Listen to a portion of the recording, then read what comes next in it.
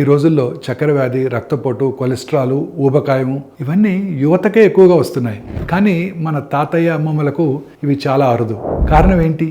వాళ్ళు ఆరోగ్యంగా ఉండడానికి ఏం చేసేవారో ఇవాళ మనం తెలుసుకుందాం. మన పెద్దల జీవితం సహజంగానే ఆరోగ్యాన్ని కాపాడేలా ఉండేది. రోజంతా నడక, బయట పనులు, మొక్కలు నాటడం, వంట, ఇంటి పనులు, ఇలా శరీరం ఎప్పుడు కూడా కదులుతూనే ఉండేది.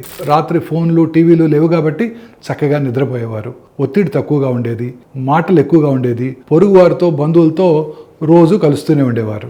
అందరూ కూడా ఇంట్లో వండిన తాజా ఆహారం మాత్రమే తినేవారు. ఒకే నిత్యకృత్యాన్ని పాటిస్తూ మనసు, శరీరం రెండు కూడా చురుకుగా ఉంచేవారు.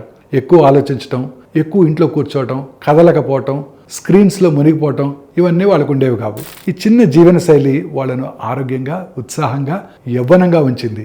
ఆరోగ్యం వయసుతో కాదు, అలవాట్లతో మారుతుంది. మన పెద్దల యొక్క చక్కని అలవాట్లు, కదలికలు, మంచి ఆహారం, మంచి నిద్ర ఇవి తిరిగి గనక మన జీవితంలోకి తీసుకురాగలిగితే మనందరం కూడా 70 ఏళ్ల తర్వాత కూడా ఆరోగ్యంగా, బలంగానే ఉంటాం.